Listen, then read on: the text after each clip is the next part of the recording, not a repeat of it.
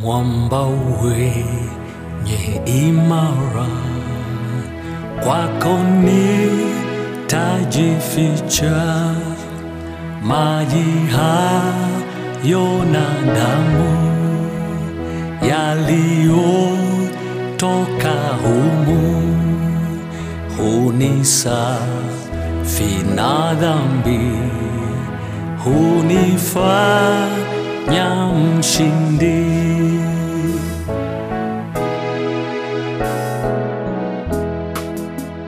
Mwamba wenye imara, kwako nitajificha, maji hayo na damu yaliyotoka humu hunisafi na dhambi, hunifanya mshindi.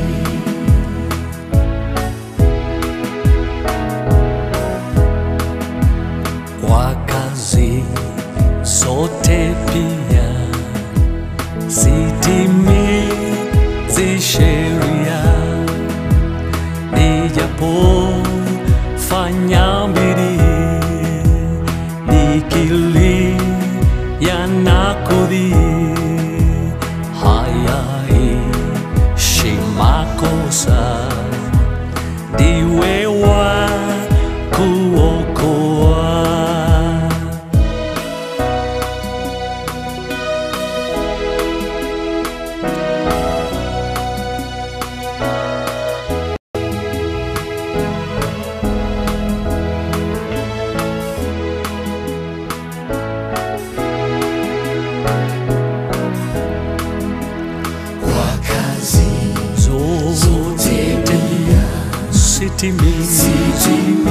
Sitimizi sheria, nijapofanya bidii, nikilia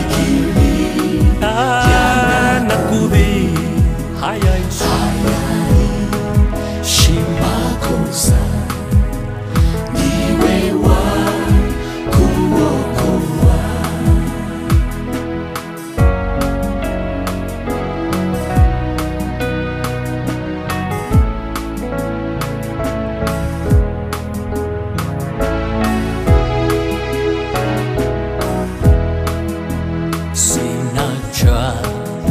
Mkononi naja msalabani, nilitubu nivike, ni mnyonge nishike, nilimchafu naja nioshe nisijafaa.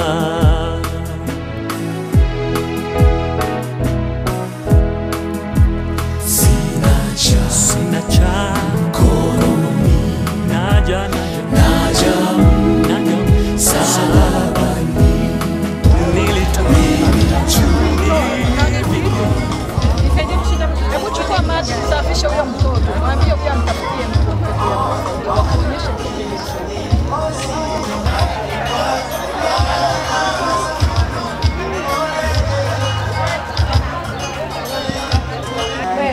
wewe wako yule bote ndio mnafahamu.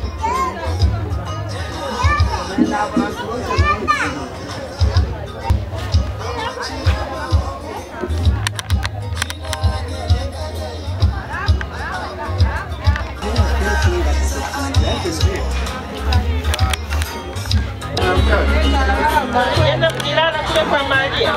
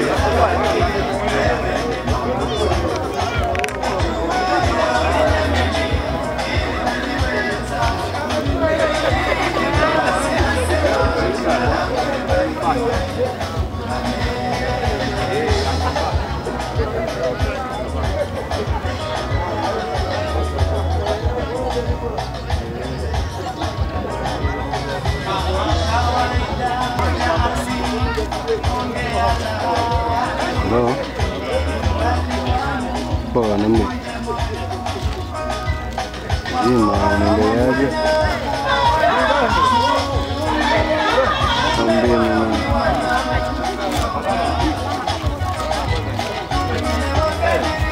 Tadi. Huku maeneo ya shule ya msingi Nyerere.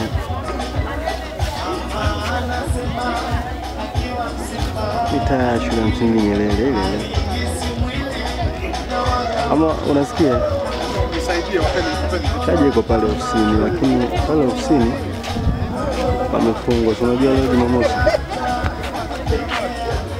Kuna shule sawa mpaka nipandishe nifungue nipatie. Muda ya saa 5 hivi.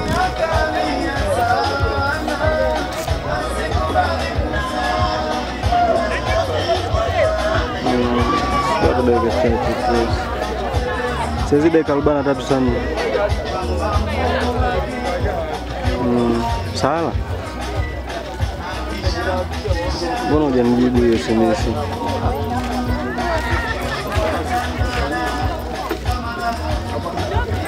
Simu hata usijali. Hata ukija naweza kununulia nyingine. Sabira. Sabira. Nikupe haka ama nikuni.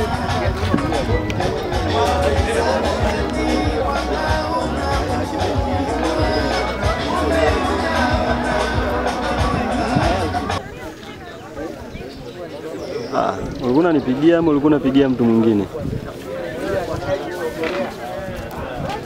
Ama umejichanganya?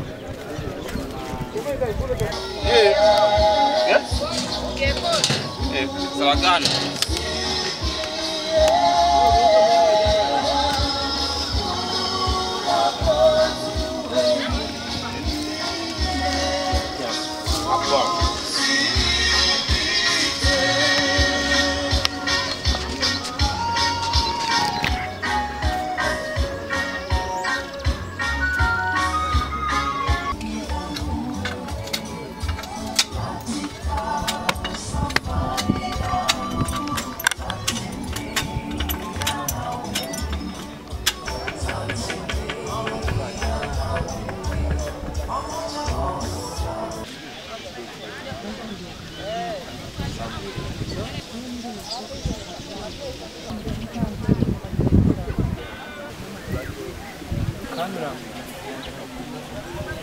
Kristo, amen.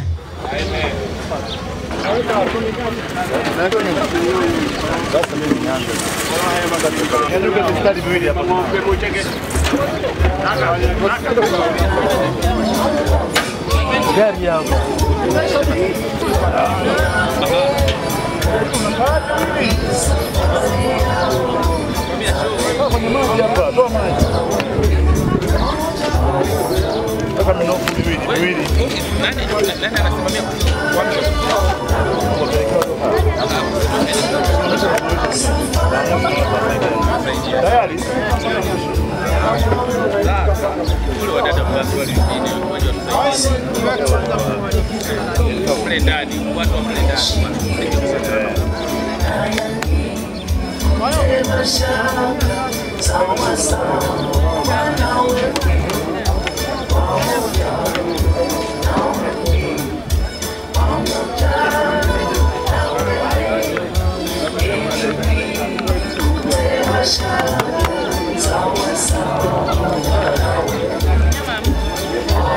Okay.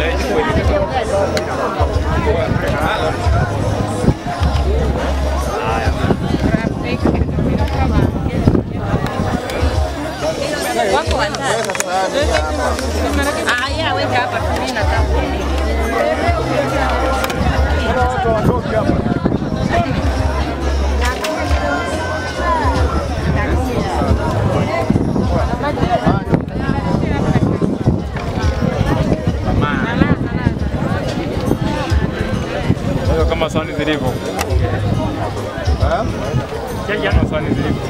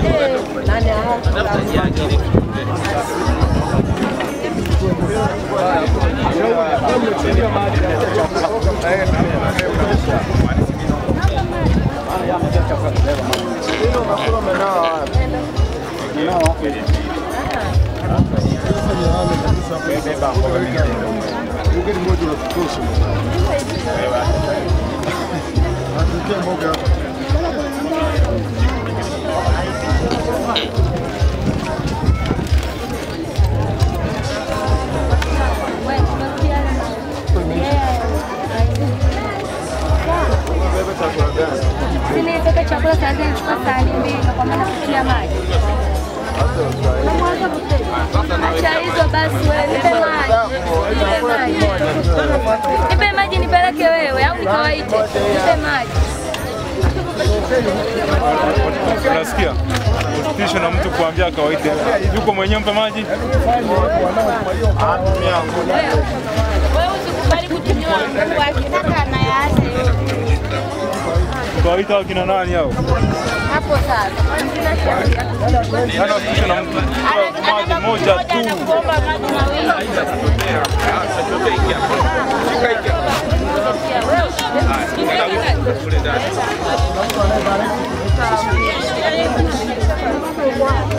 Tutokei hapa tafadhali. Ungepata dumu nyingine.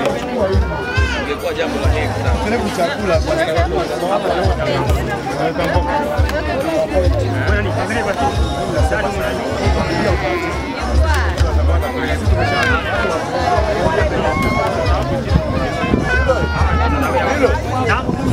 Mama hapa mama.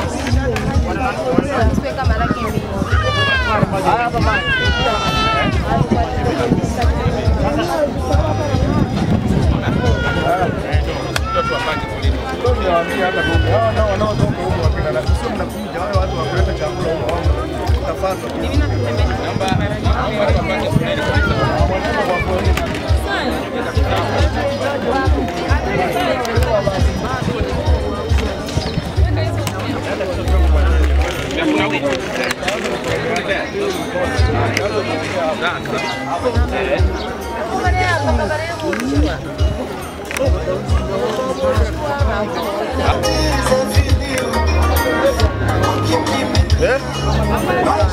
Pana tem. Apa nak cakap apa ni? Makan apa? Sawa.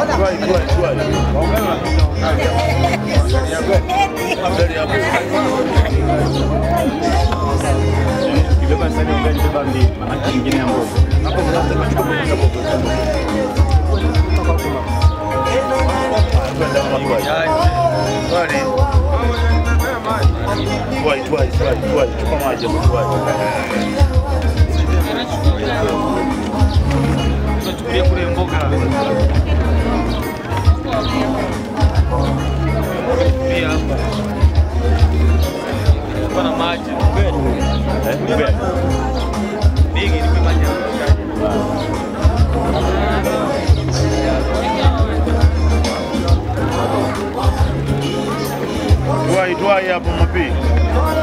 Twende. Hapa ni. Ndio gani?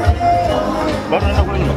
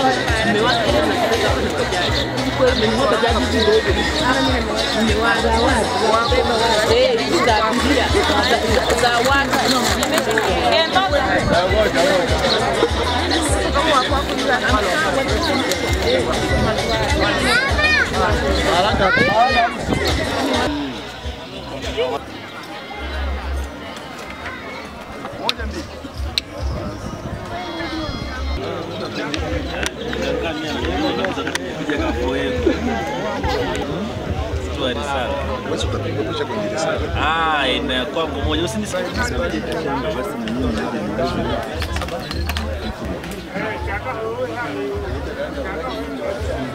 Lakini bado umeshamaliza kwamba umeshapata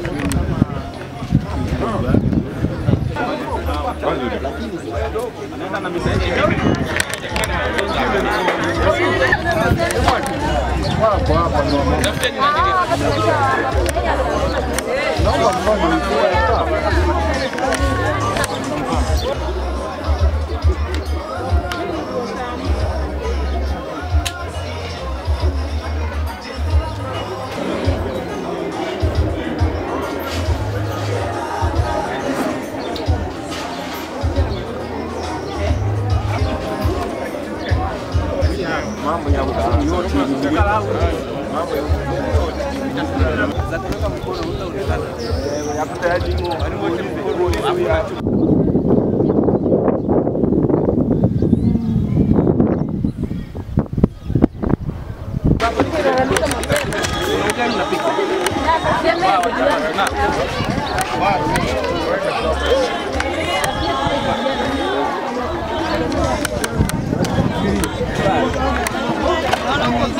Naona umetulia.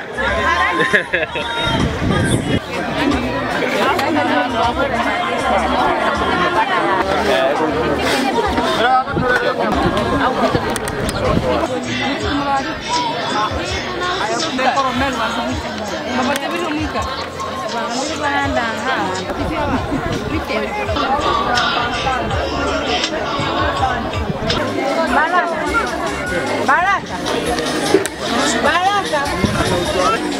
Au jana.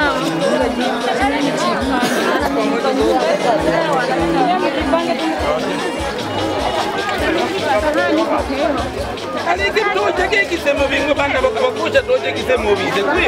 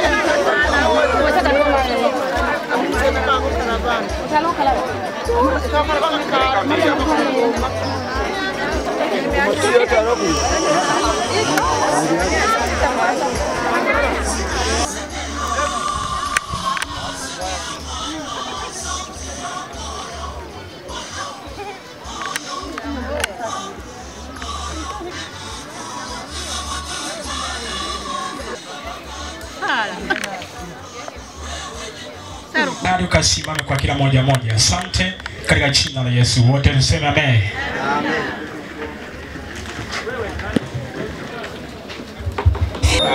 Wako sio kwa vijana wengi sana.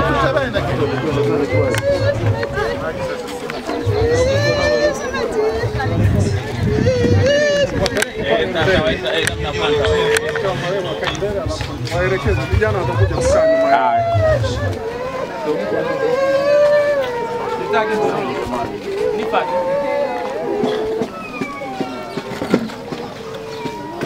Naomba tuache nafasi ya kutosha.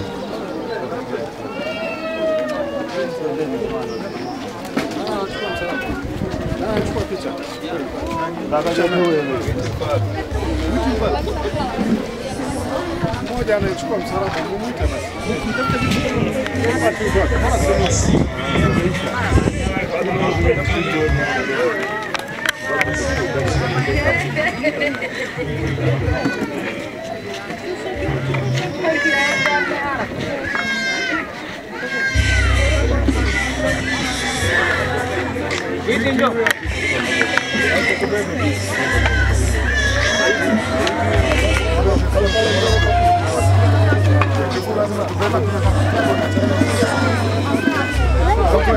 Oiro nani dumu hiyo kisha hapo.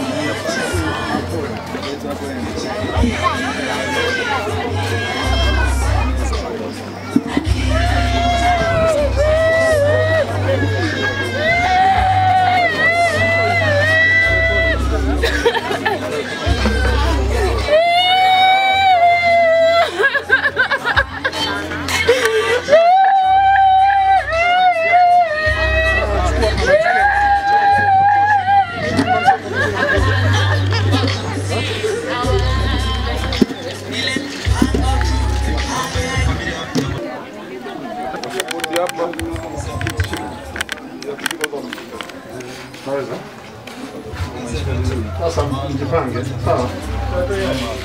Haya, tusaidie kubeba haya mambo.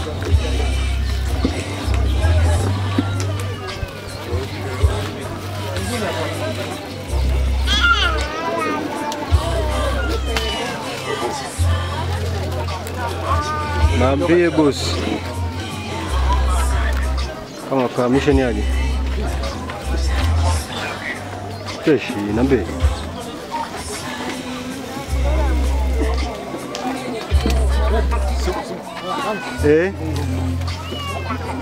Hapana, niko maeneo hii.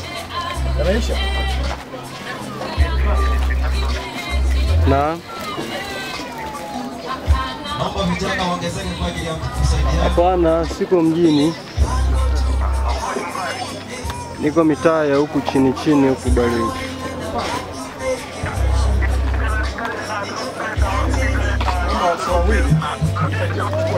Kanani yako? Kanani?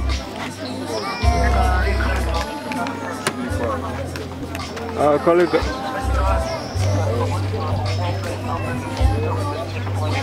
una shida nako? Hivi sogea mbele.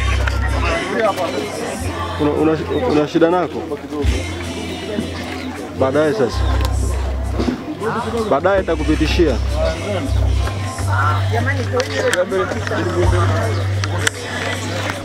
Hapo.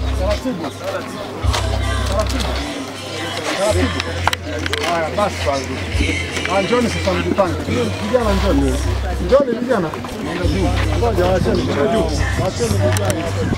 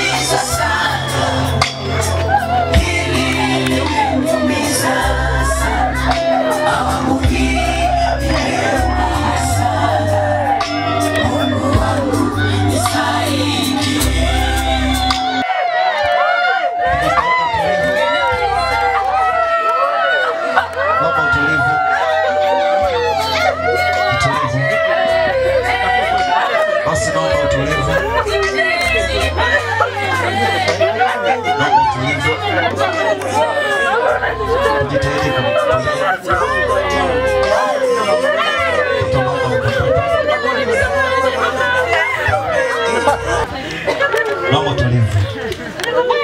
Kabla ya yote, niombe kuna wanasifa kwa ajili ya kuimba. Niwakaribishe wanasifa.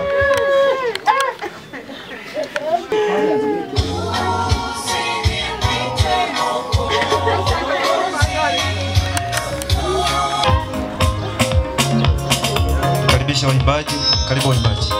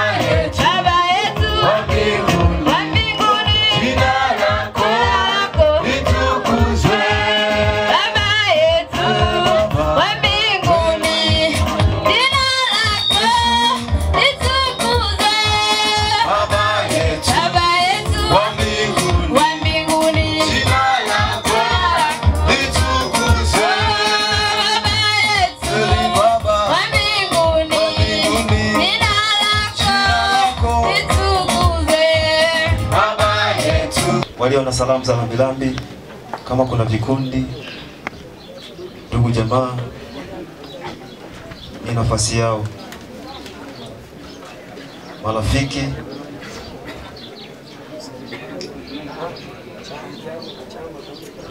kama kuna vyama, karibu. Salamu za rambirambi. Wananzengo, poleni sana.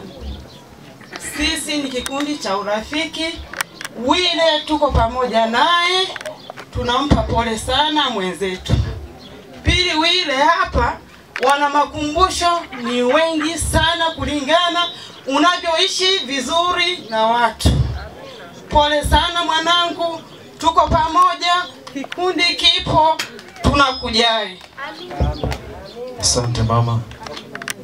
Kama kuna ndugu, Sisi ni kikundi cha muungano. bado zoezi linaendelea. Asifiwe. Bwana Yesu asifiwe sana. Ni salamu za rambirambi kutoka kwa wana umoja Bunda.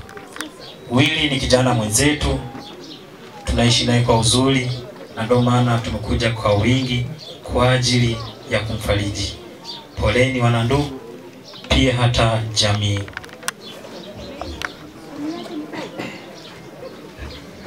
Wapendwa katika Bwana, Bwana Yesu asifiwe. Mimi ni rafiki sana wa ndugu yetu Wilson Butemi. Ni mtu ambaye ananiheshimu na mheshimu na mpenda. Ni masikitiko makubwa, lakini kwa kuwa imeandikwa, basi nikupe pole ndugu yangu. Ni mapenzi ya Mungu, lakini pia tukumbuke kwamba sote tutapita mahali hapa, na kila kunapokucha ni hatua moja kuelekea katika kaburi. Mungu awabariki.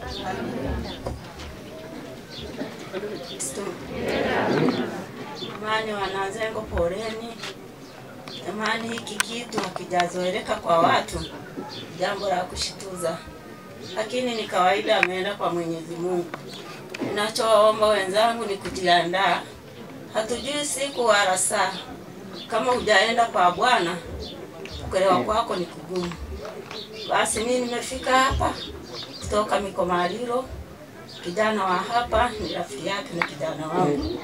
Ameniambia nimwakilishe, yuko mbali, kuja kumuona mwanangu amepata matatizo ambaye ni Lau. Pole sana. Kwa hapa nasikitika, kifo cha kusikitisha hivi. Jamani, tujiandae kwa Bwana. Tumsifu Yesu Kristo. Mama barikiwe. Bado zoezi linafanyika. Wachezaji wote wananzengo wa mtaa wa Kiwasi, nawapa pole sana kwa kumpoteza Butemi. Lingine ni kwamba tulikuwa tunajua kabisa kwamba Butemi ni fundi wetu mzuri, alikuwa anatuzibia, atendeza baskeli, tulipata pancha na tusaidia, na tumepata masikitiko makubwa sana baada ya kufa kwake, kwa sababu kifo chake kimetokea ghafla ambavyo hatukutegemea itakuwa vile. Bwana asifiwe sana. Lakini naomba tu kwamba tutumaini Mwenyezi Mungu ndiye anayeweza, kwa sababu ndiye anayepanga safari ya kila mmoja. Tulioko hapa wote, kila mmoja ana mpango aliyopangiwa na Mungu. Kwa hiyo kwa safari ya Butemi pia ilifikia hapo kwa jinsi ambavyo Mungu alikuwa ameipanga. Ndio niwashukuru tu wote mliohudhuria kwa ajili ya kumwaga ndugu yetu Butemi, wote waliokuja, vikundi vilivyokuja, na watu kutoka sehemu mbalimbali, vijiji tofauti kwa ajili ya maombolezo haya. Ninaomba tu kwamba sasa, baada ya kuwa nimesema haya, baada ya mazishi, nafikiri wananzengo tutakutana kwa ajili ya mazungumzo yetu ya nzengo ya kujipanga sawasawa kwa ajili ya mambo ya msiba, mambo yanayohusu michango, ili kusudi tuwekane sawa kwa wale watu ambao ni wazembe na watu ambao wanachanga, ili kusudi tuangalie mambo yanakwenda vipi. Baada ya kusema hayo, nawashukuru sana wananchi mliohudhuria. Asante. Asante. Serikali ya mtaa, kama kuna kiongozi labda na tangazo, mkaribishe kwa ajili ya kuchukua fursa hii.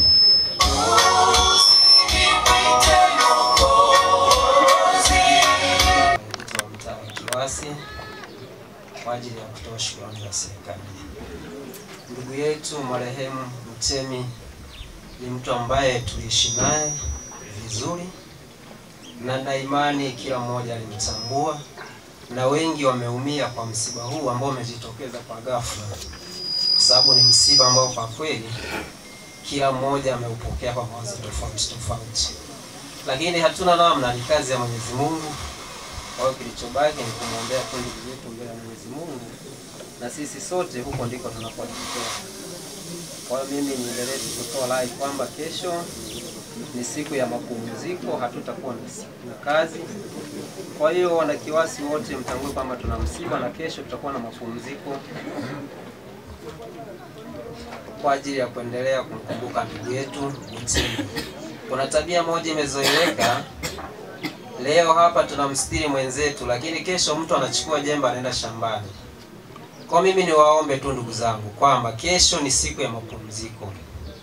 Tutakuwa hapa na taratibu zote zitafanyika za maombolezo. Asanteni sana.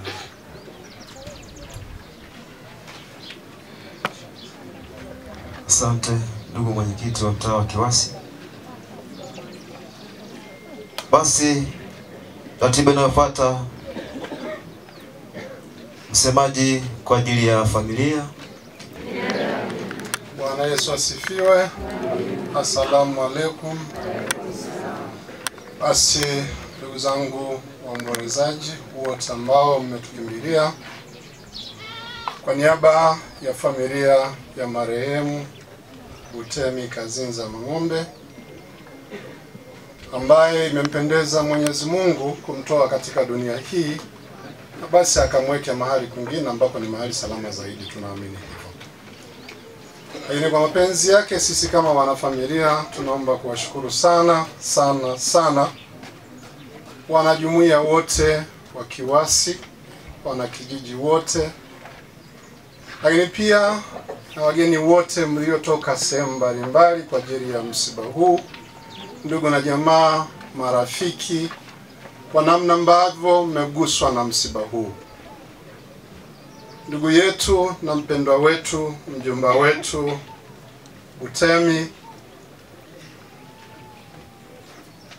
amekuwa mwanakijiji katika kijiji cha Kiwasi. Ndiye alikuwa amesimama katika familia hii, lakini kwa namna ambavyo kila mmoja hakutarajia na kila mmoja hakutegemea, lakini Mwenyezi Mungu ndiye amejua safari yetu, na kila safari ya mmoja ameipanga yeye. Hakuna ijuaye siku wala saa wala dakika.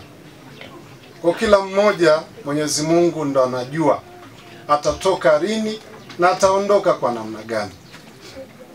Kwa sisi kama familia tumepokea kilichotokea, tunaamini naye Mwenyezi Mungu alimpangia asafiri hivi. Kwa sisi tunaendelea kuwashukuru sana, na tutakuwa na maombolezo na tunategemea kuanua matanga siku ya Jumatatu, ili basi kwa wale ambao wana majukumu mengine waweze kuendelea na majukumu mengine. Niendelee kuwakaribisha na niendelee kuwaomba tuwe na uvumilivu, lakini pia tuwe na utulivu, tumpumzishe mzee wetu katika nyumba yake ya milele. Lakini niombe tuishi na mstari huu kutoka Wafilipi sura ile ya 1 mstari wa 21. Nasema, kwangu kuishi ni Kristo na kufa ni faida zaidi. Kwangu kuishi ni Kristo na kufa ni faida zaidi. Haya ni maneno ya Wafilipi sura ile ya 1 mstari wa 21. Basi kupitia neno hili kila mmoja kwa imani yake aendelee kuamini kufa kwetu kuishi ni Kristo na kufa ni faida zaidi.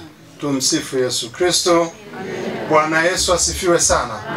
Asanteni sana. Kama kuna mtu ameandaliwa kwa ajili ya historia fupi ya marehemu, basi nimkaribishe kwa muda huu. Karibu ndugu.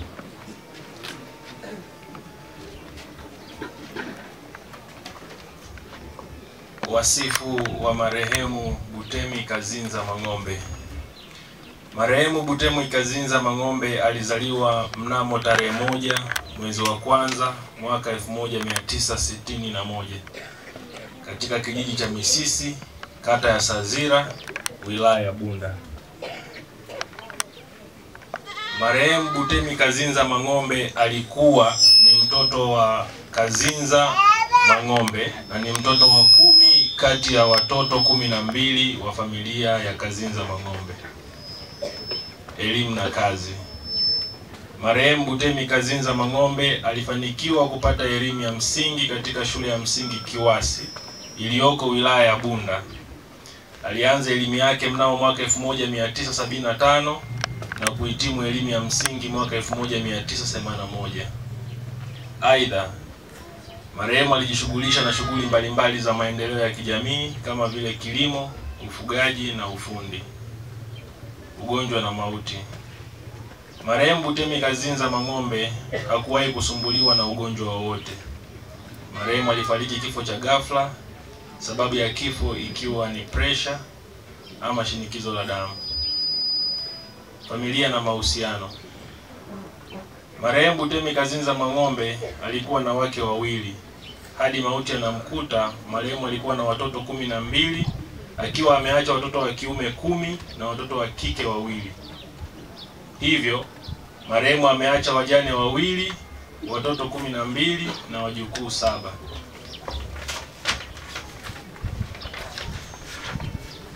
Shukrani. Familia ya marehemu Butemi Kazinza Mang'ombe inapenda kutoa shukrani za dhati kwa watu binafsi, taasisi mbalimbali kwa ushiriki wao wa namna yoyote. Mungu ametoa na Mungu ametwaa, jina lake lihimidiwe.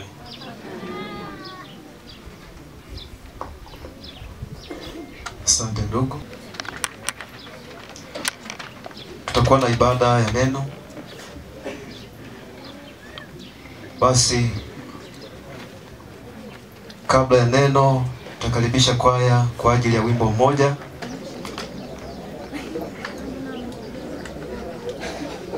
Lakini naendelea kuwa jipya tu. Amen. Kwa hiyo nakufungua moyo wako vizuri ili ukae vizuri. Twende tukasikilize neno la Mungu ili likukumbushe kwa ajili ya maisha yetu ya kesho. Sema amen. Basi fumba macho niombe kwa ajili ya kumkaribisha aliyeandaliwa kwa ajili ya neno ili tukalisikilize neno. Baba yetu na Mungu wetu mwenye nguvu na uweza mkuu, wakati huu ni wakati mwingine mfalme wa kwenda kusikiliza neno lako mfalme. Endelea kusimama na kututembea na kututia nguvu. Neno lako likawe mbegu katika maisha yetu. Tazama watu wako wako mbele zako, unahitaji mfariji, na wewe ni mfariji wetu katika maisha yetu. Endelea kusimama na kutenda mambo makubwa katika wakati huu. Bwana mwenye nguvu, mfalme mwenye amani, hakuna mwingine anayestahili bali ni wewe tu. Asante Bwana, tunaweza ukasimama pamoja nasi mwanzo hadi mwisho wa kipindi hiki. Mfalme, tunakuhitaji tu. Endelea kusimama na kututia nguvu katika muda huu. Asante katika jina la Yesu. Wote tuseme amen. Amen. Basi aliyeandaliwa karibu kwa ajili ya neno. Bwana Yesu asifiwe. Bwana Yesu asifiwe sana. Waombolezaji wote niwape tupole kwa ajili ya msiba huu mkubwa uliotupata. Tena ni msiba wa ghafla umetupata. Bwana Yesu asifiwe sana. Lakini nikwambie tu kitu kimoja, kwamba tukumbushane maneno machache katika Biblia yetu, kwamba inasemeje. Najua haya maneno unayasoma na haya maneno unayapata hata kanisani kwako, lakini tunahitaji kukumbushana tu ili utengeneze maisha yako kwa siku zijazo. Maana haujui siku yako. Hatukujua siku ya ndugu yetu Butemi. Tumekuwa naye pale kwenye msiba kwa mama yetu pale kwa Nyamanji, tukawa tunaongea naye, lakini leo hatuko naye tena. Kwa hiyo hata wewe leo haujui saa wala siku. Hatujui ni nani atakayemfuata Butemi katika mtaa wetu wa Kiwasi. Naomba tu msomaji wangu utanisomea katika Biblia hiyo kile kitabu cha Ayubu sura ya 14 ule mstari wa 1 mpaka wa 5, ili tukakumbushane hayo maneno machache. Naomba utege sikio lako ili uweze kusikia kwamba Biblia inatukumbusha maneno gani. Karibu msomaji wangu. Mwanadamu aliyezaliwa na mwanamke, siku zake za kuishi si nyingi, naye hujaa tabu. Yeye uchanua kama vile ua, kisha ukatwa. Ukimbia kama kivuli, wala hakai kamwe. Nawe je, wafumbua macho yako kumwangalia mtu kama yeye, na kunitia katika hukumu pamoja nawe? Ni nani awezaye kutoa kitu kilicho safi kitoke katika kitu kichafu? Hapana awezaye. Kwa kuwa siku zake zimeamliwa, hesabu ya miezi yake unayo wewe, nawe umemwekea mipaka yake asiyoweza kuipita. Amen. Amen. Biblia inasema katika kitabu cha Ayubu, anasema 14 ule mstari wa kwanza, kwamba mwanadamu aliyezaliwa na mwanamke siku zake za kuishi ni chache, sio nyingi. Sasa kama siku za mwanadamu aliyezaliwa na mwanamke siku zake ni chache, sio nyingi, mpendo, nataka nikukumbushe kitu kimoja, kwamba siku zako uliyezaliwa na mwanamke sio nyingi, ni chache. Lazima ujue kwamba siku zangu ni chache, nitengeneze maisha yangu, nitengeneze na Mungu, ili siku nitakapotoka nipokelewe na huyu Mungu. Lakini usipotengeneza maisha yako, siku zako ni chache, tena unachanua kama ua, lakini mwisho wake unakatwa. Leo tunamwona ndugu yetu alikuwa amechanua kama vile ua, lakini leo tunamwona amekatwa, hatunaye tena na hatutamuona milele tena mpaka siku ya mwisho, mpaka siku ya mwisho, siku ya hukumu. Bwana Yesu atusaidie sana. Bwana Yesu atusaidie sana. Siku za mwanadamu sio nyingi, siku za mwanadamu ni chache, tena zimeamuliwa. Juzi nilikuwa naongea na watu, baadhi ya watu fulani mahali hapa, tukiwa tumekuja hapa, ninawaambia kila mwanadamu amewekewa mpaka, na Biblia inatuambia kwamba siku zetu zimewekewa mpaka, na hesabu ya miezi yetu anayo nani? Huyo aliye juu. Hata hesabu ya miezi yako anayo, hesabu ya miaka yako anayo, na umewekewa mpaka, hautaweza kuvuka. Kuna watu wanafikiri Kutemi ameuawa, lakini mpaka wake ulikuwa umefika. Mpaka wake ulikuwa umefika, alikuwa hawezi kuvuka, kwa sababu mpaka aliyewekewa na nani? Aliyewekewa na Mungu, alikuwa hawezi kuvuka kwa sababu mpaka umefika. Watu wanafikiri kwenye akili zao Bukemi alikuwa ni mzima, leo hatuko naye tena. Siku zake zimefika, na mpaka aliyewekewa na Mungu, ule mpaka alikuwa umeufikia. Kwa hiyo alikuwa hawezi kuvuka. Je, wewe unajua mpaka wako umewekewa lini? Kuna mtu anajidanganya katika nafsi yake au katika akili yake, anasema mimi siwezi kumpokea Yesu kama niko kijana. Je, unajua utatoka ukiwa mzee?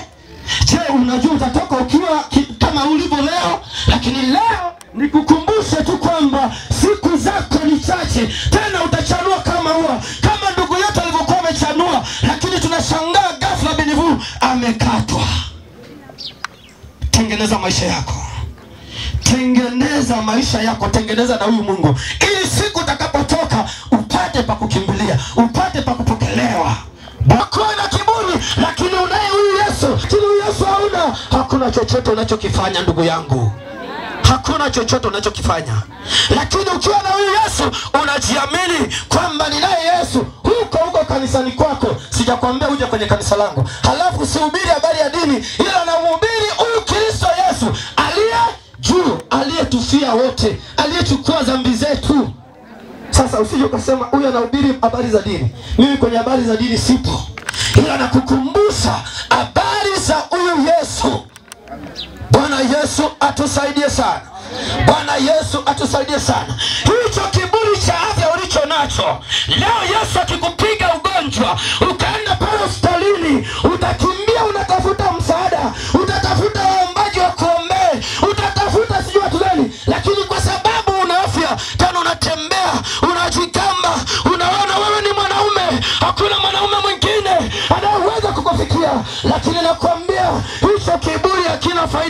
yako. Hicho kiburi ni hasara. Mtafuta huyu mwanaume ambaye ni Yesu Kristo ili aweze kutengeneza maisha yako. Siku moja utarithi ufalme wa mbinguni. Sema amen. Haleluya.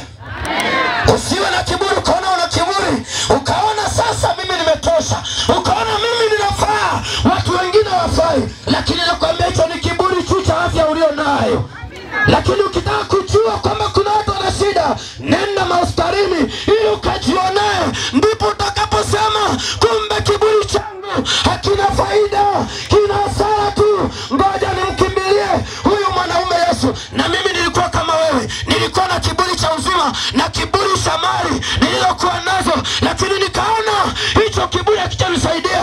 Nikaona nimkimbilie huyu Yesu, ndiye anayeweza kunisaidia. Bwana Yesu atusaidie. Kwa hiyo ninaongea na kiburi kwa sababu ninaye aliye juu. Sema amen. Sema amen. Huyu aliye juu ndiye anayetutetea. Na siku mpaka wako ukifika, hautajua mpaka wangu umefika lini. Ndugu yetu akujua kwamba mpaka wangu umefika lini. Bwana Yesu atusaidie. Naomba nikwambie kisa kimoja. Kuna mtu mmoja alikuwa anaitwa Hezekia. Kuna mtu mmoja alikuwa anaitwa Hezekia, naye alikuwa na kiburi cha afya aliyokuwa nayo. Alikuwa na kiburi cha mali aliyokuwa nayo. Kama wewe ulivyo na kiburi leo, kama leo ulivyo na afya leo. Lakini yule mtu alipokuwa na kiburi, Mungu akatuma mtumishi wake. Mungu akatuma Isaya, nenda kwa Hezekia ukamwambia Hezekia atengeneze mambo ya nyumba yake. Asipotengeneza mambo ya nyumba yake atakufa. Kama leo wewe ambavyo Mungu anasema na wewe, tengeneza mambo ya nyumba yako, lakini kiburi ulicho nacho unasema siwezi kutengeneza. Lakini Biblia inaniambia utakufa usipotengeneza. Lakini Hezekia akaangalia kile kiburi, akasema kina faida, akageuka, akajilaza, akamlilia Mungu, akatengeneza. Alafu Mungu alipoona kwamba huyo amekuja kutengeneza, akamwambia Isaya, rudi ukamwambia Hezekia kwamba hatakufa, bali nimemwongezea miaka 15. Amen. Bwana Yesu atusaidie sana. Bwana Yesu atusaidie sana. Yamkini hata huyu ndugu yetu angetengeneza mambo ya nyumba yake, yawezekana leo angeongezewa miaka, asingalikufa kama alivyokufa leo. Bwana Yesu atusaidie. Tengeneza mambo ya nyumba yako. Tengeneza maisha yako ili Mungu akuongezee siku za kuishi. Maana mimi najidai kwamba siku zangu za kuishi nyingi, sitakufa leo kwa sababu Mungu bado ananitegemea. Anahitaji nimtumikie, anahitaji niokoe watu. Nakwambia sitakufa leo. Wewe ukijidanganya kwamba unataka kunitoa duniani, hautaniweza, maana ninaye Yesu aliye juu. Sema amen. Sema amen. Ninaye Yesu aliye juu. Ndio maana najivuna, ndio maana naongea kwa kiburi, kwa sababu amenifunika na wigo lake. Sema amen. Sema amen.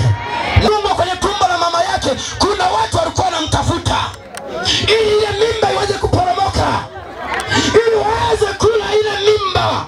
Lakini kwa sababu ya Mungu alikuwa ameweka mkono wake, neema ya Mungu ilikuwa imfunika, ndio maana wakumweza. Lakini Mungu akamvumilia, akisubiri kwamba atatengeneza maisha yake. Lakini kwa sababu hakuweza kutengeneza, ndio maana Mungu akasema sasa imefika wakati na mimi najitoa. Malaika walinzi sasa mumwachie ili shetani nao waweze kusherekea.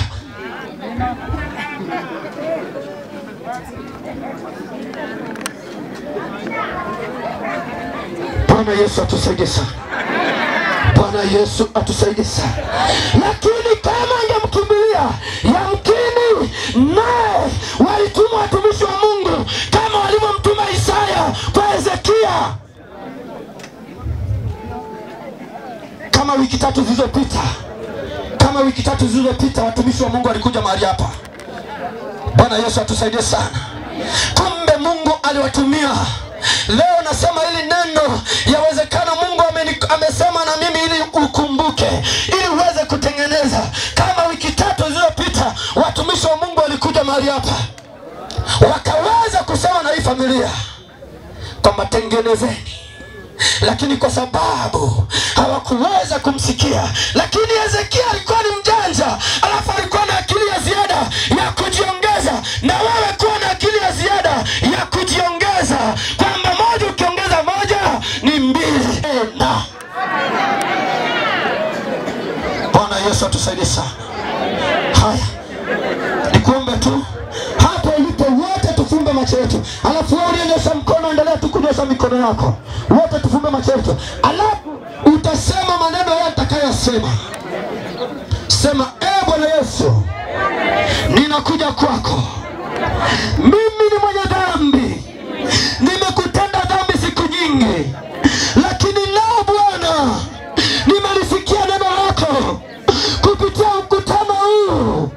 Baba, nakurudia wewe, unikumbuke kwa jina la Yesu Kristo. Ulifute jina langu kwenye kitabu cha hukumu, uliandike jina langu kwenye kitabu cha uzima, katika jina la Yesu.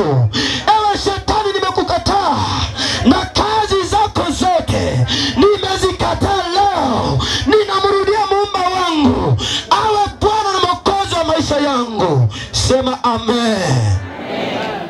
Fumba macho yako nikuombe. Alafu utakwenda huko uliko. Huko uliko katafute Mungu. Fumba macho yako nikuombe. Baba yetu na Mungu wetu uliye mkuu, ninakuinua Jehova El-Shaddai, Mungu wa uzima, Mungu wa rehema, uliyewasamea watoto wako hawa walionisikia neno lako Bwana. Mungu wangu, na wakabidhisha mikononi mwako, uweze kuwatetea na kuwapigania katika jina la Yesu. Ninaachilia moto juu yao, ninaachilia moto juu yao. Wale maadui wanaofuatilia maisha yao, ninawapiga upofu, hawana mamlaka tena. Wachawi na waganga, ninakamata kazi zao, hazina mamlaka leo katika jina la Yesu. Na milele yote Bwana, ukaonekana juu ya maisha yao Bwana, ukiwatetea Bwana, ukiwapigania. Wafunike kwa wingu lako lile lile takatifu Bwana. Malaika wako Bwana wakawazingire, wakawatamie katika jina la Yesu Kristo. Ninaachilia moto wa Roho Mtakatifu juu yao, hata kwa ajili ya makutano haya Bwana. Mungu wetu kasimame, Mungu wetu katawale katika jina la Yesu. Naachilia neema, naachilia nguvu, naachilia mamlaka juu yao. Neema na utukufu ni ajabu Bwana, ukapate kuwafunika katika jina la Yesu Kristo. Wote tuseme amen. Bwana akubariki.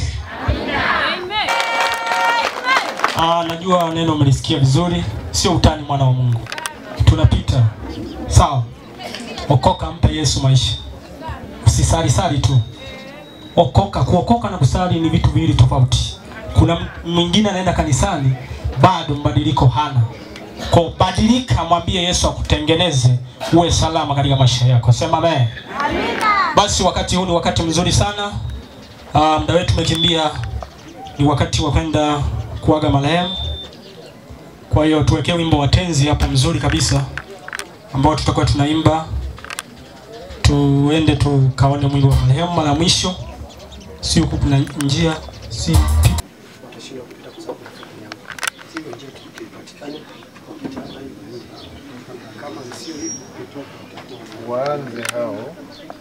tupe nafasi tu ya njia hapo kidogo, maana tuko tunapita tunaelekea Malaloni kule. Fungua pale, kuna groups.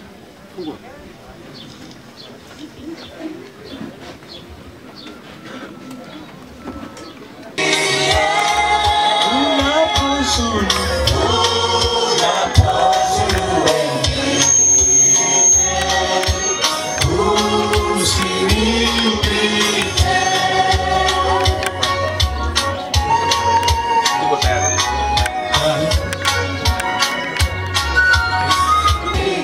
Tuanze. Ndugu wao wa mwisho. Pitia, zungukia kule.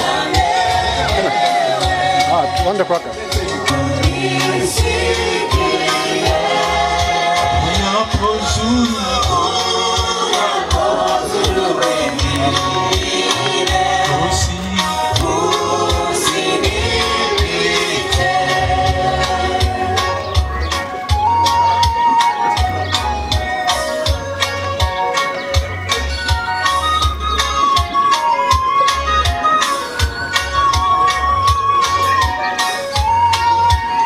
Tuendelee kuja wana wa Mungu.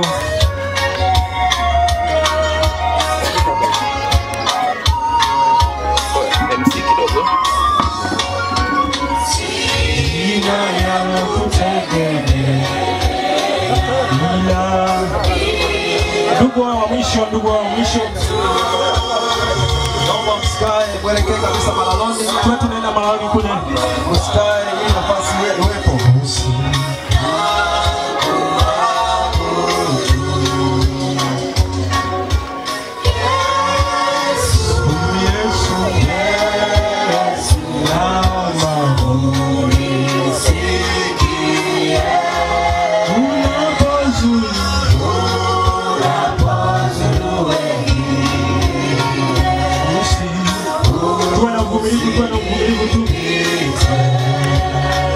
Tunapitiliza moja kwa moja.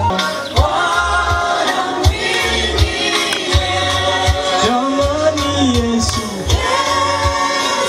huyu Yesu, naomba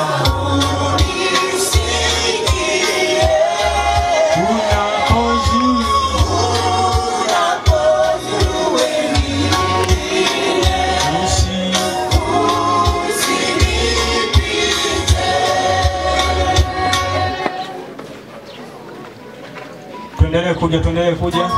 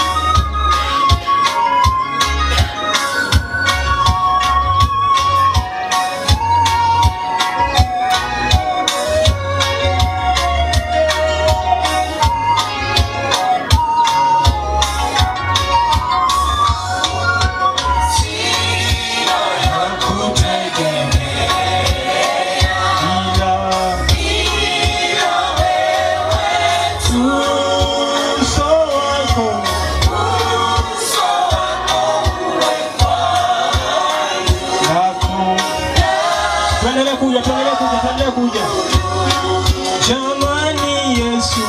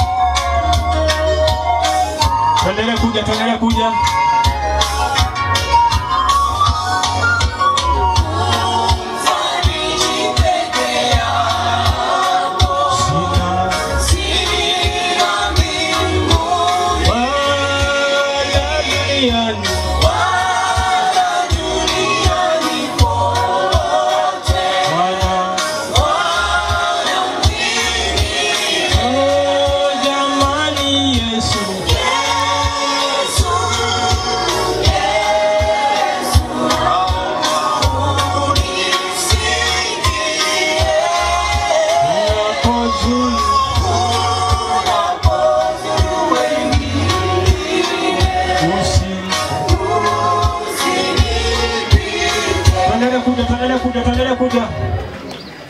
Tuendelee kuja.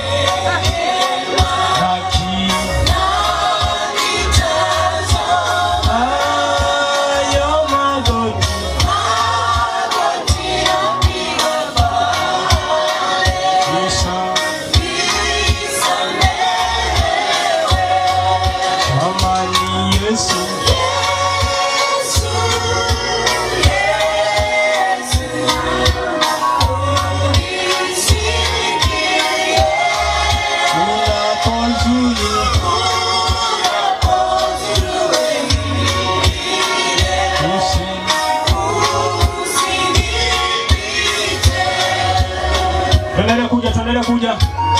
Ndio tunaelekea mahaloni kule.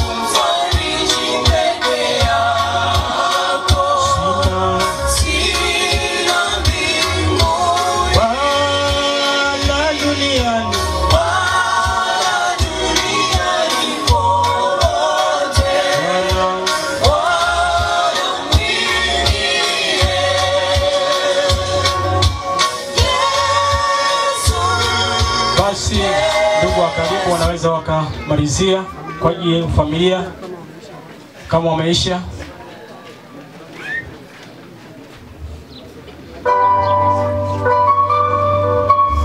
Familia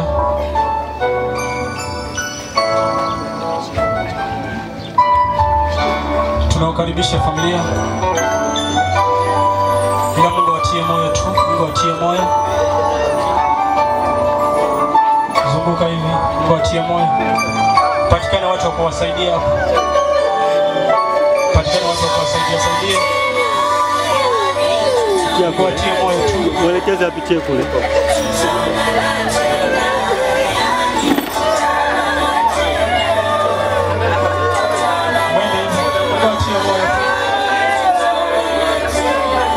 Wapo watu wa kuwasaidia watu wa kuwasaidia.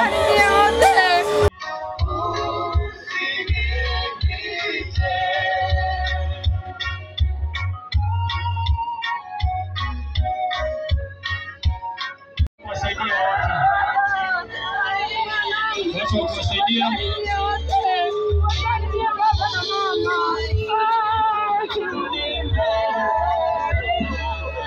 Mungu atie moyo, Mungu atie moyo. Mungu atie moyo. Mungu atie moyo. Mungu atie moyo. Mungu atie moyo, Mungu atie moyo. Mungu atie moyo tu.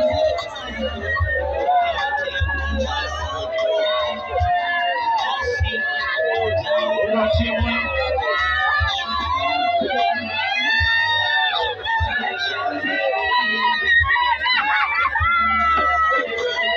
Mungu atie moyo tu, Mungu atie moyo.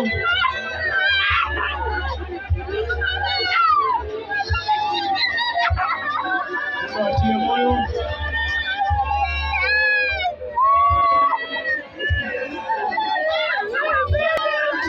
Watu wa kuwasaidia, watu wa kuwasaidia. Watu wa kuwasaidia, watu wa kuwasaidia.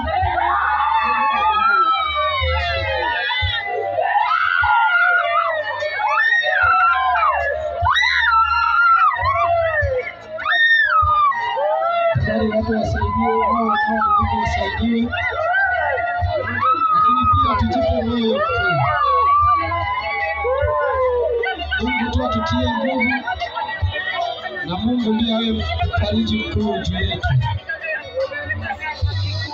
Wasaidie wanapita wanaenda, anaona anapita anaenda.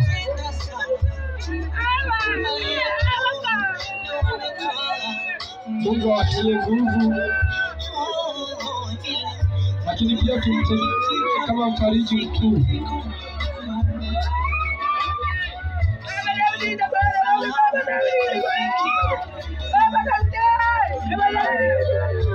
Mungu awatie moyo na nguvu.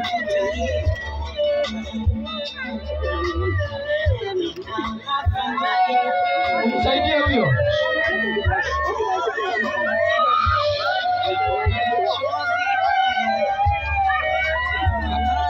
Apite, msaidie apite. Acha hapo. Msaidie apite.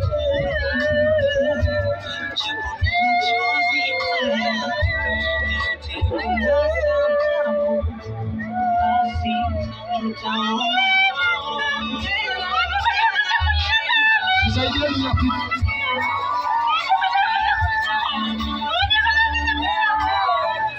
Pitisha kabisa mtoe.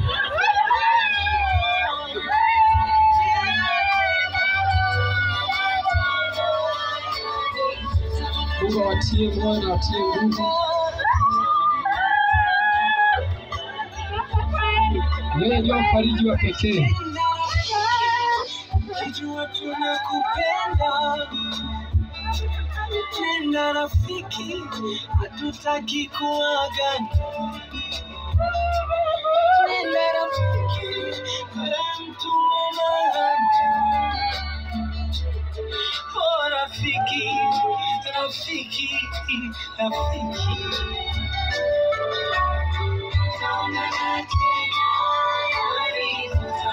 Mwelekee malaloni wana wa Mungu.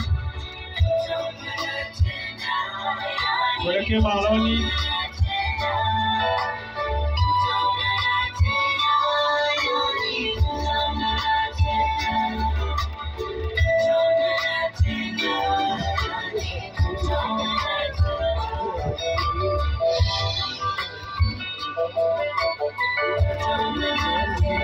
Muda wanakwaya.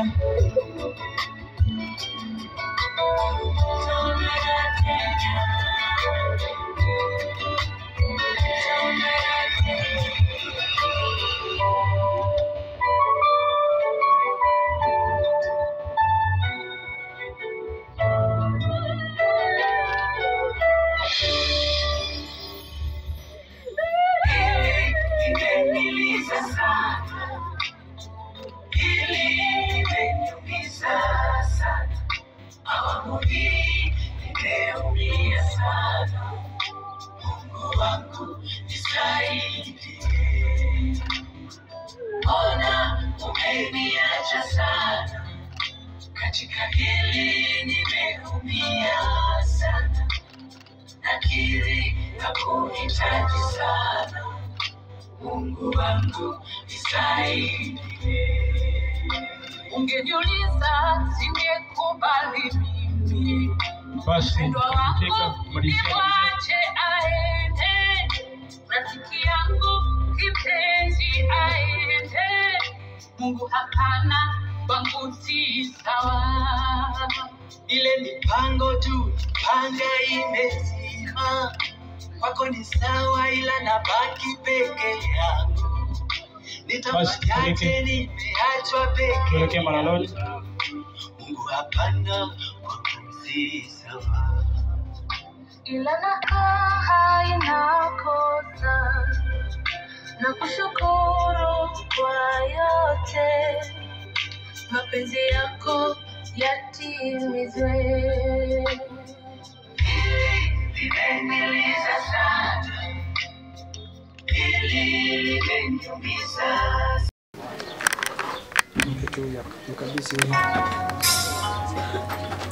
Niombe vijana,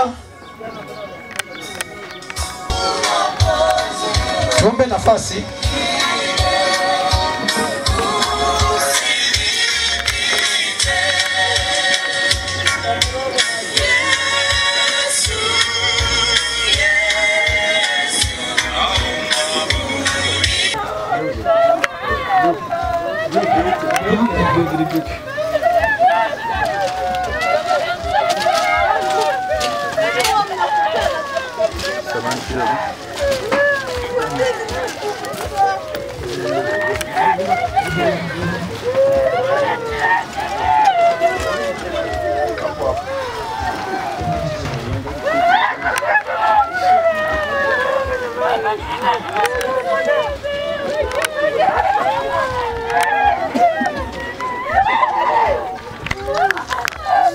Jamani, niombe utulivu kidogo.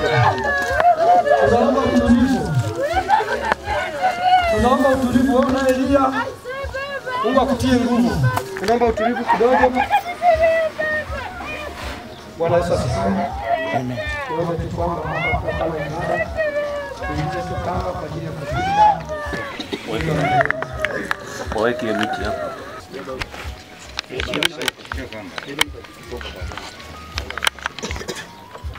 Okay.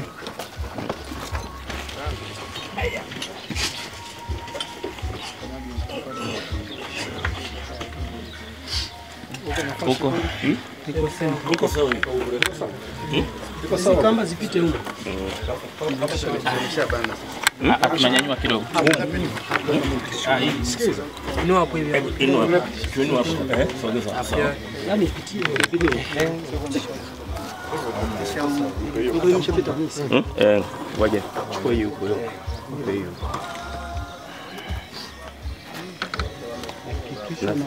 Sawa. Sasa tuinue wengine watoe mbao.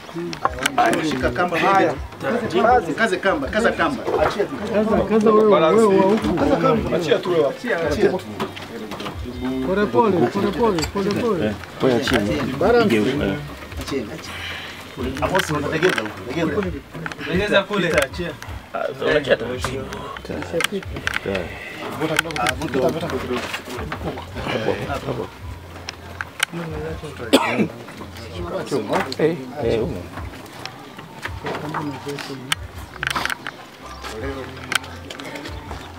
Bwana Yesu asifiwe. Amen. Basi niombe tu wapewe watu wa marehemu kwa ajili ya kuweka udongo. Tutaanzia watu wa marehemu.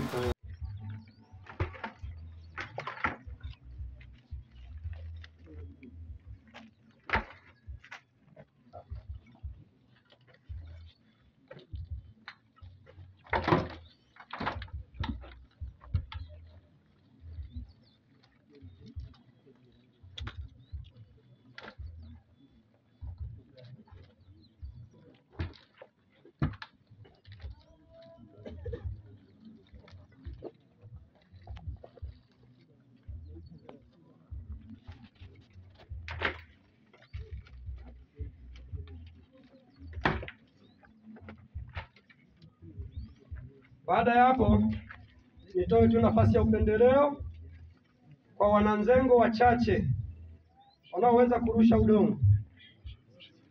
Nilisema mashemeji, samahani. Baada ya mashemeji, wananzengo wachache. Basi mashemeji zake karibu, wa kiume na wa kike. Mashemeji wa kiume na wa kike.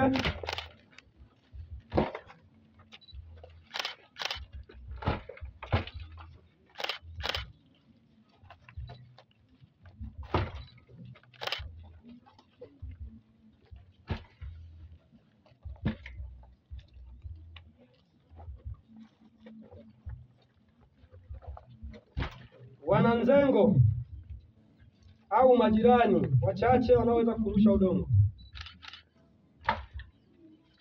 Nafasi ni yao.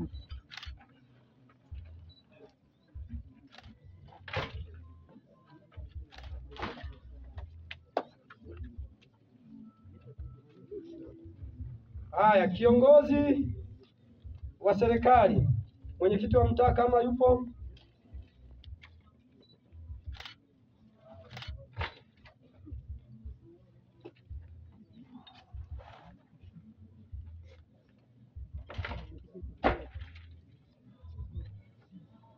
Nafikiri tutakomea hapo,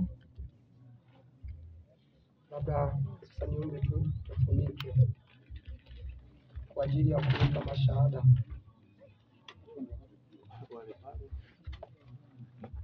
Mafundi, tunaomba mafundi msogee. Kaka hii. Naam, na bati. Hata kama bila bati. Bati.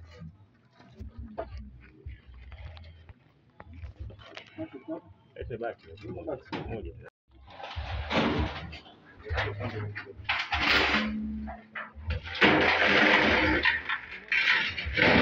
Wangeweka mashada tu baadaye. Huyo wawaya baki naye kwanza. Mashada atatoa anaweka waya. Watatoa tu baadaye. Anaweka mashada alafu utaendelea na kazi. Mwenye mashada akae kule. Niombe tu mwenye mashahada. Mwenye mashahada hapo katikati hapo. Mashada yako hapo. Na wake wa marehemu. Wa marehemu kwa ajili ya kuweka mashahada. Wake wa marehemu. Jamani, naomba muwape nafasi wake wa marehemu waweke mashahada. Wote wawili kwa pamoja.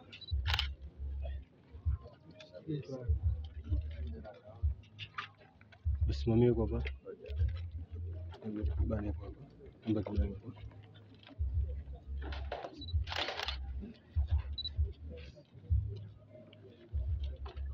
Baada ya hapo, niombe makaka, kaka zake na marehemu, hata wawakilishi tu, sio lazima wote.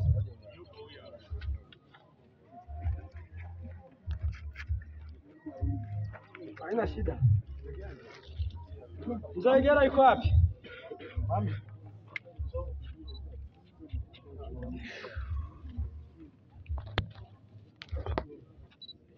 Baada ya kaka zake, niombe dada zake, hata wawili tu wa kuwakilisha.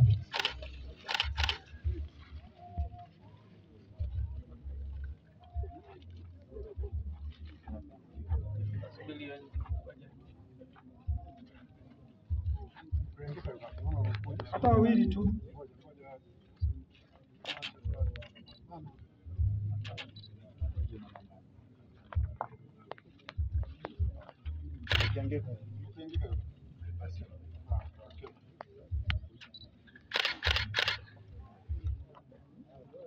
Baada ya mama zake, niombe watoto wa marehemu. Bado mama.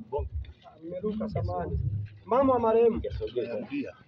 Tunayarudia haya, tunabaki la nini? Mama wa marehemu wote shahada.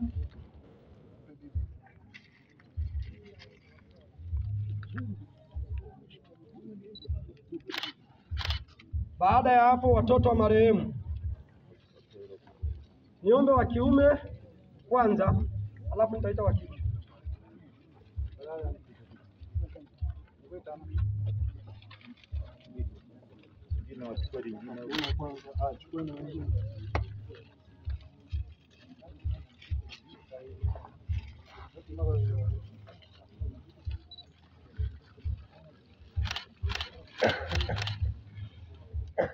Alafu mnayatoa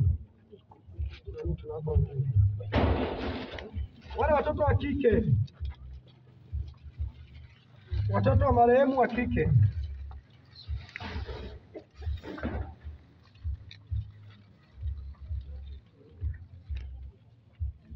Naweza mkashika wawili wawili.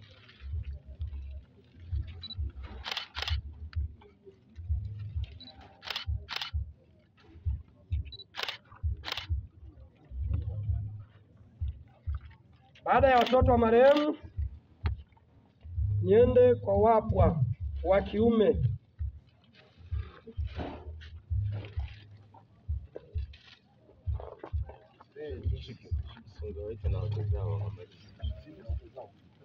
Na wake zao pamoja, ili nikiita wa kike, naona tafuta mume wako alipo unakuja naye.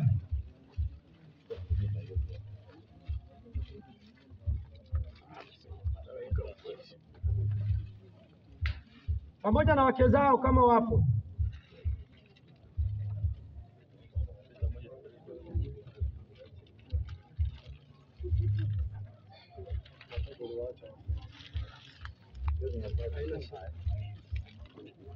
Haya,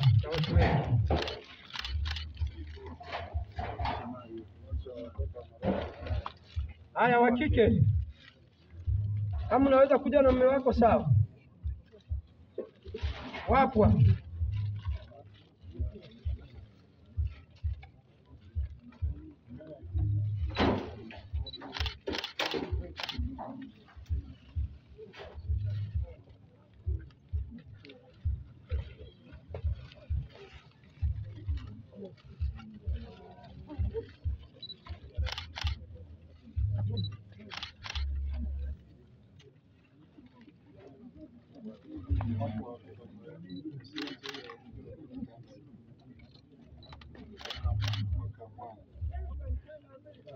haya, nakumbushwa kitu hapa, kamba wakamwana wa marehemu, yani wake wa watoto wa marehemu, wake wa watoto wa marehemu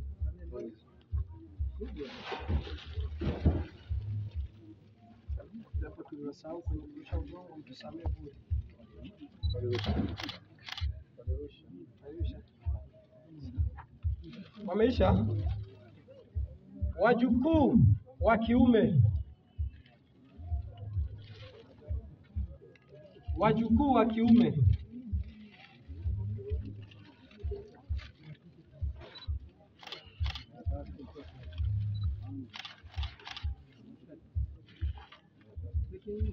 wajukuu wa kike,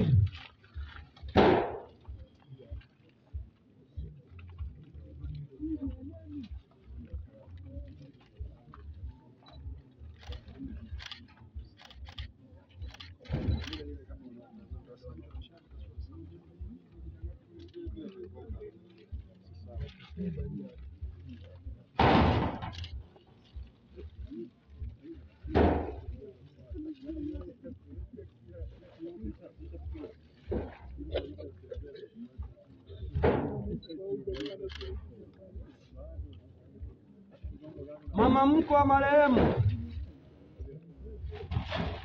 wale mama mkwe zake na marehemu,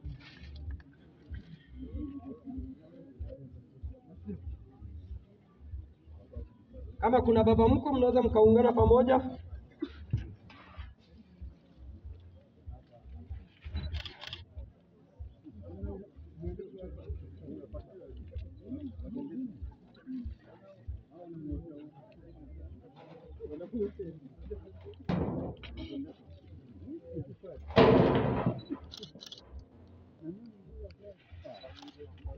Haya, baada ya hao wakorera au sanji wa kiume,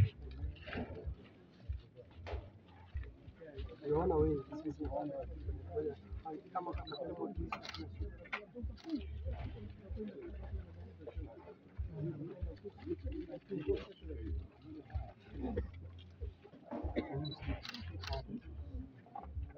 kama wa kike, sanji au korera wa kike,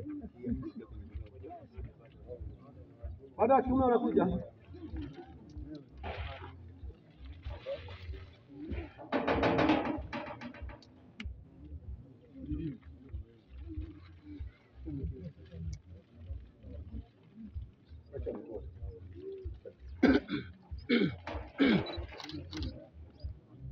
Haya, wale masanji wa kike wa kike au kolera?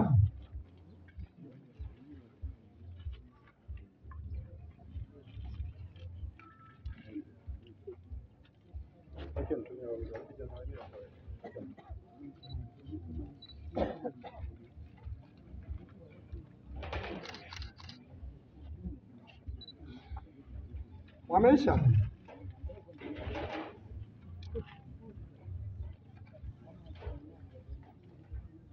Haya. Kiongozi, mwenyekiti wa mtaa,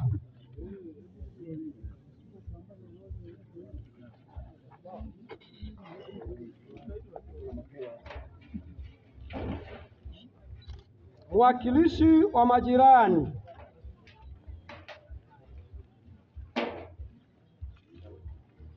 mwakilishi wa majirani au Nzengo.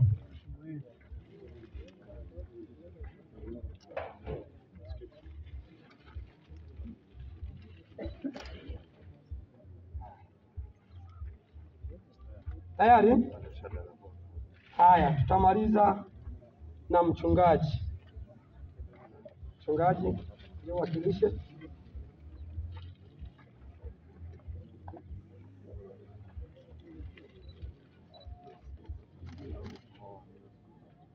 Asante.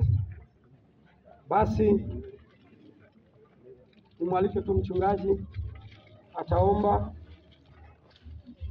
Basi tutarudi kwenye nafasi zetu. Anayeweza kuondoka basi ataondoka, lakini anayeweza kuendelea. Lakini pia nimepokea taarifa moja, mfalme mkuu, Bwana simama, tembea pamoja na sisi, tusaidie, tuongoze, mfalme wa pekee. Bwana tunakutukuza, tunakushukuru kwa jina la Yesu. Amen. Amen.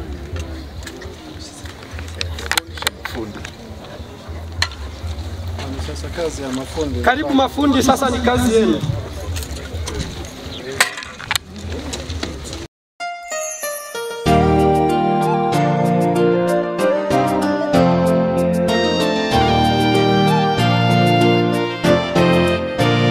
Damu imebubujika ni ya Immanueli, wakioga we